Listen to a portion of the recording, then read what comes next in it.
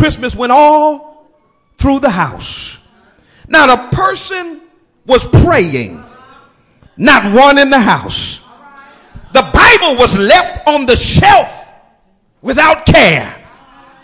For no one thought Jesus would even come there.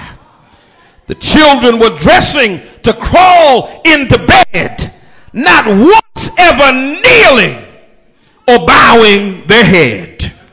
And mom in the rocking chair with baby on her lap was watching the Late Show while I took a nap. When out of the east there rose such a clatter, I sprang to my feet to see what was the matter. Away to the window I flew like a flash, tore open the shutters and lifted the sash. With what to my wondering eyes should appear but angels proclaiming that Jesus was here. The light of his face made me cover my head. It was Jesus returning just like he said. And though I possess worldly wisdom and wealth, I cried when I saw him in spite of myself. In the book of life that he held in his hand was written the name of every saved man. He spoke not a word as he searched for my name. When he said, "It's not here," I hung my head in shame. The people whose names had been written with love, he gathered to take to his Father above. With those who were ready, he rose without a sound, while all the others were left standing around. I fell to my knees, but it was too late. I waited too long, and I sealed my own fate. I stood and I cried as they rose out of sight. Oh, if only I had known that tonight was the night. In the words of this poem, the meaning is clear. The coming of Jesus is drawing near. So my brothers and sisters, as I close, as I get ready to leave you today, I don't want you to be confused about the night before Christmas. It's all right to give gifts to your children. It's all right to shine your lights and decorate your Christmas tree. But if you want God to be blessed with your celebration of Christmas, then you need to put Christ in your Christmas. You need to teach your children, no, it is not Santa Claus that gives gifts, but it's God that gave the greatest gift. For greater love have no man than this, that he would lay down his life for his friend. For God so loved the world that he gave his only begotten Son, that whosoever believe on him should not perish, but have everlasting life. As I close, can I tell you a little story? All right, I'm going to tell it anyway. Somebody say, "Pastor, go on and tell your story." Yeah, God is sitting in heaven one day. Sister Monique and a scientist prays to him and says, "God, we don't need you anymore. Science has finally figured out a way to create life out of nothing. In other words, we can now do what you did in the beginning." God says, "Oh, is that so? Tell me how." "Well," says the scientist, "we can take dirt, form it into the likeness of you, and breathe life into it, thus creating man." And Mother McCoy, God says to the scientist, "Well, that's interesting, but I want you to show me how."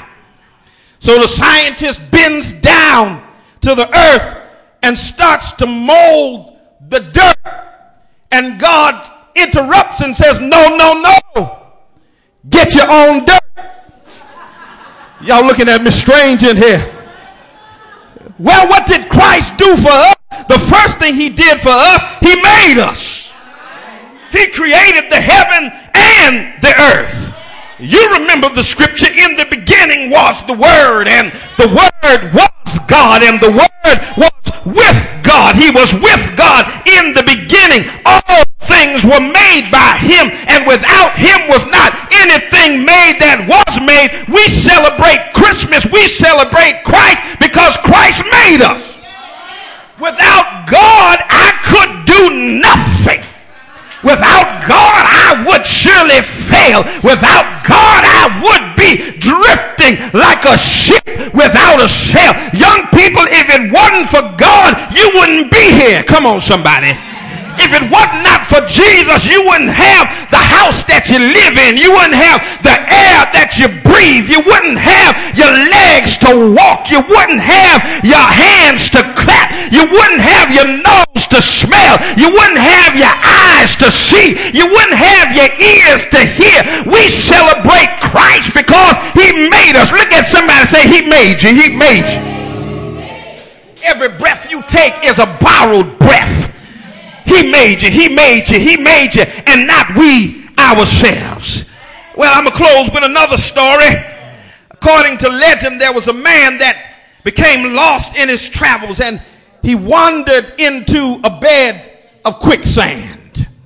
Confucius saw the man's predicament and said, it's evident that men should stay out of places such as this. Next, Buddha observed the situation and said, let that man's plight be a lesson to the rest of the world. Then Muhammad came by and said to the sinking man, alas, this is the will of God. Finally, Jesus appeared and said, take my hand, brother, and I will save you. Jesus came to save us from the sinking sand of sin, and so we celebrate Christmas not only because he made us, but because he saved us. Oh yes, yes. He came 2,000 years ago to save a world from sin. No wonder the songwriter said, I'm saved by his power divine. I'm saved with new life supplied. Life now is sweet and my joy is complete because I'm saved.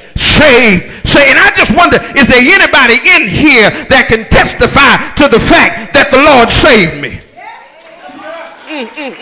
If I got nothing else to celebrate, I can celebrate the fact that God saved me. That he picked me up one day. He reached down to the bottom of the barrel and he picked me up and turned me around and placed my feet on solid ground. And so I celebrate Christmas because of a Christ that saved the world from their sins. Bless his name. What my mama could not do, Jesus did. What daddy couldn't do, Jesus did. What my pastor could not do, Jesus did. What my friends could not do, Jesus did. What the world could not do, Jesus did. Look at somebody and say, he saved me. He saved me. Oh, Lord, have mercy. I got one more thing I want to tell you, and then I'm going to take my seat. Is he came 2,000 years ago. But just turn to your neighbor and tell your neighbor, he's coming back again. Oh, y'all look like you were scared to tell. Go on, look at them. Point your finger in their face like black folk do when they mean what they say and say, partner, you better get ready. He's coming back again. And it's going to be different when he comes back. The first time it was on a donkey. But the next time he's coming on a white horse. The first time he stood before Pilate. This time Pilate will stand before him. The first time he was rejected. But this time every knee shall bow. Every tongue will confess that Jesus Christ is Lord. When he first came, he wore a crown of thorns. But when he comes back, he's going to have on a diadem of glory. There's a day coming when he's going to make walking on water look like child's play. For he's going to step out on eternity into time and walk on the clouds. There'll be a rainbow of victory wrapped around his shoulders. There'll be a smile on his face. And at that moment, the